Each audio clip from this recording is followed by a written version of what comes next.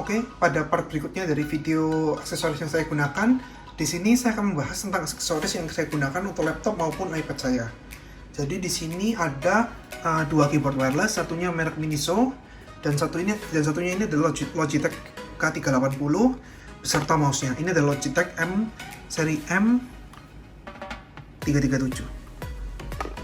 Oke, selain itu di sini juga ada dua hard disk.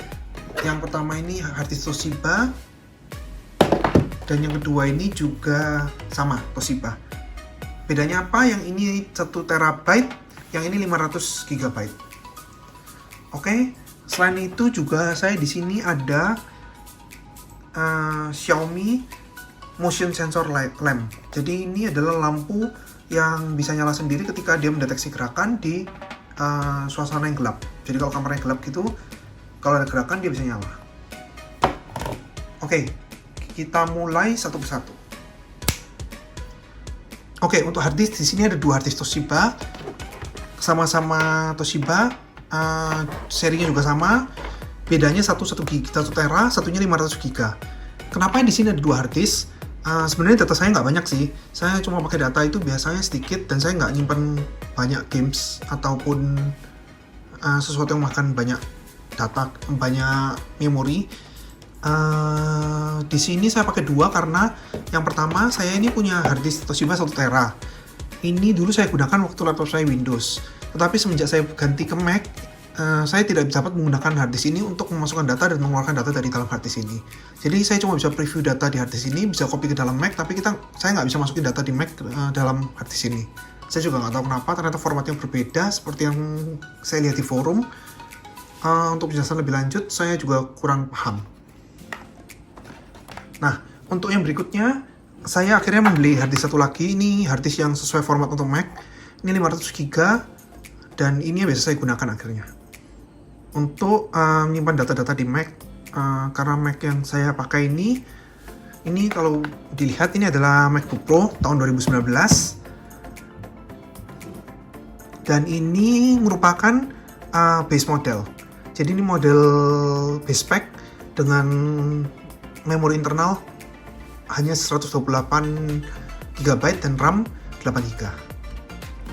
Oke, untuk laptop ini belum pernah saya review, tapi nanti kalau misalnya berminat, mungkin suatu hari akan saya review tentang laptop ini. Ini adalah work mesin saya. Jadi semua pelajaran, edit video, semua saya lakukan di laptop ini.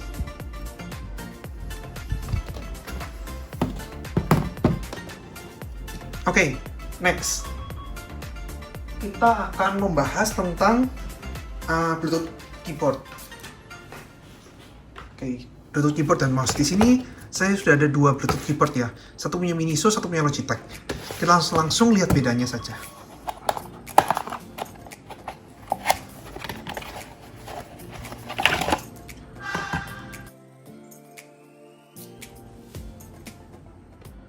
Oke, seperti ini bedanya. Untuk ketik-ketik kurang lebih ya.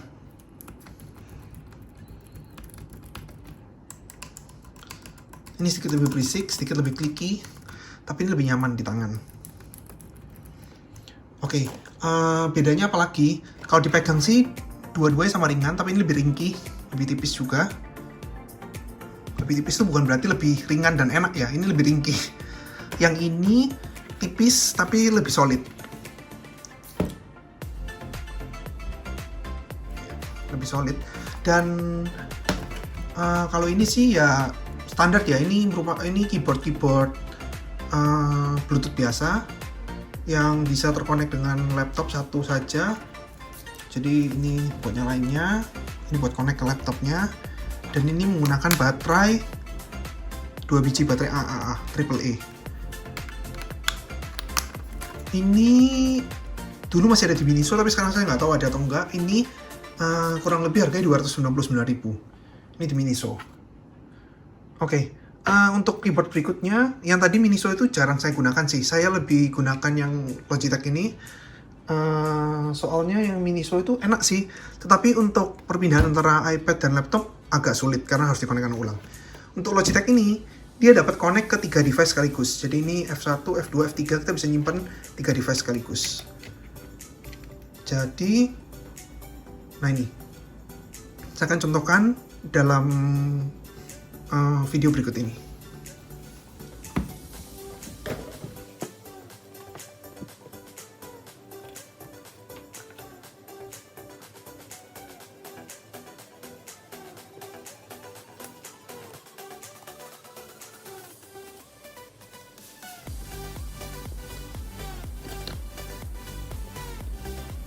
Oke, jadi saya akan contohkan ya.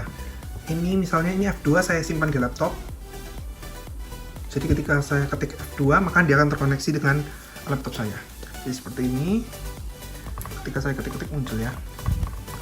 Jadi ketikanya lumayan enak, empuk gitu. Kemudian untuk iPad saya konekkan dengan satu di keyboard. Oke, kita coba. Nah, ini connection loss. Kemudian kita lihat apakah terkonek di iPad. Nah, oke, sudah terkonek ternyata. Oke, kita coba langsung ya.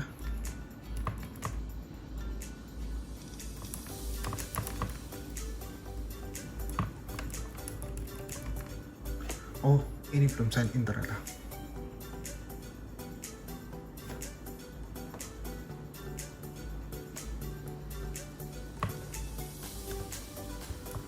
Oke, tadi ternyata belum sign in, ini sudah sign in, habis update aplikasi. Jadi ini ya, saya tunjukin ya, bisa langsung dibuat ketik-ketik, dan kita bisa pindah secara cepat. Jadi ketika saya klik F2, oke, lihat terkonek di laptop. Ketika saya tekan F1 lagi, maka akan langsung berpindah ke iPad. Seperti ini. Oke, jadi ini kenyamanan menggunakan ini. Jadi kita cukup pakai satu keyboard saja. Kita bisa ketik-ketik langsung di dua tempat, di dua device yang berbeda secara bergantian. Bahkan ini bisa 3. Jadi mau HP juga oke, bisa pakai. Kemudian untuk ini juga lengkap ya. Ada satu tombol play, pause, music. Dan ini bahkan bekerja dengan iPad. Jadi ini semua tombol tidak ada yang nggak bekerja buat iPad, semua bekerja. Jadi contohnya sini ya. Misal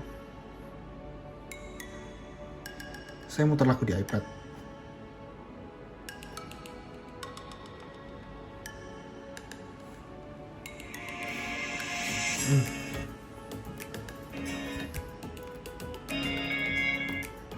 Oke, jadi bekerja ya.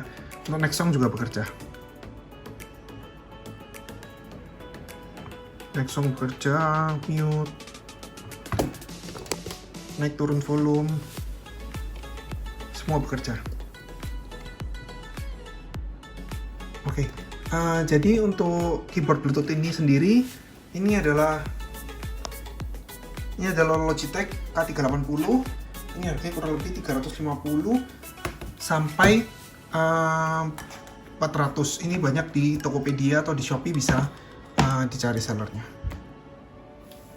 Kemudian selain itu di sini ada juga mouse-nya. Ini jadi warnanya sama ya. Ini adalah Logitech M337 Bluetooth mouse. Ini harganya kurang lebih 100.000 lebih murah dari ini. Jadi ini harganya kurang lebih 250 hingga 300.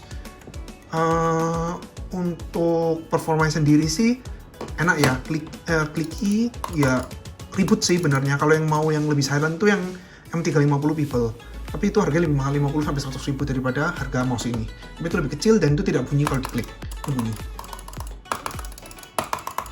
Nah, tapi anehnya di sini saya mau merekomendasikan mouse ini, tapi saya agak susah merekomendasikannya karena mouse ini dapat bekerja dengan baik di iPad saya. Tetapi ketika saya konekkan di laptop, mouse ini sering sekali disconnect dan susah untuk mengonekkan mouse ini kembali ke laptop ini. Saya nggak tahu, mungkin mouse yang bermasalah atau yang lainnya, saya nggak tahu. Saya juga sudah coba reset bolak-balik, tapi sama aja. Tetap kalau saya disambungin ke laptop, kadang-kadang ada disconnect sendiri gitu.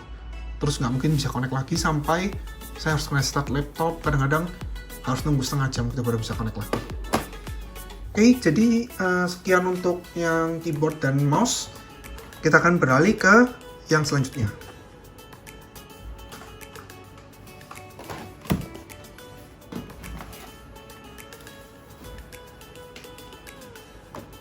Oke, next. Di sini ada Xiaomi Motion Light Sensor. Lampu Xiaomi yang Motion Light ini adalah generasi pertama. Saya beli sekitar 3 tahun yang lalu dengan harga kurang lebih 299.000. Tetapi sekarang mungkin sudah dijual karena sudah ada yang generasi berikutnya yang mungkin lebih baru, tapi saya belum pernah nyoba karena menurut saya sih ini agak useless. Tapi ya lumayan lah, kadang-kadang masih berguna kalau gelap-gelap gitu. Kalau mati lampu atau kalau malam-malam gelap kamarnya mau ke toilet gitu masih kelihatan pakai ini. Oke, kita langsung coba aja gimana cara kerjanya.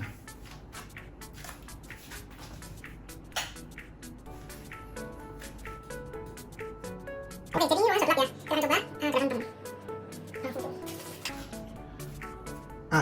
Oke, jadi ini ruangan sudah benar-benar gelap dan ini barusan saya menggerakkan tangan di sekitar sini dan langsung nyala, otomatis nyala. Jadi dia ada motion light-nya, begitu ada gerakan langsung nyala. Coba kita nyalakan lampu lagi ya.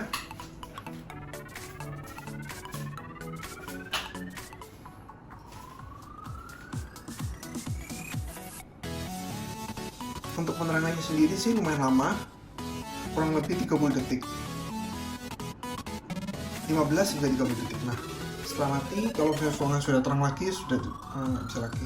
Jadi motion light-nya nyala ya kalau gelap aja. Dan ini sensor bukan cuma di atas saja, tapi di samping-samping juga bisa. Oke, sekian untuk review aksesoris yang saya gunakan. Untuk review Google Home ini akan saya upload pada video berikutnya. Jadi stay tune dan jangan lupa like dan subscribe video saya bila berkenan. Bye bye guys, see you on the next one ya.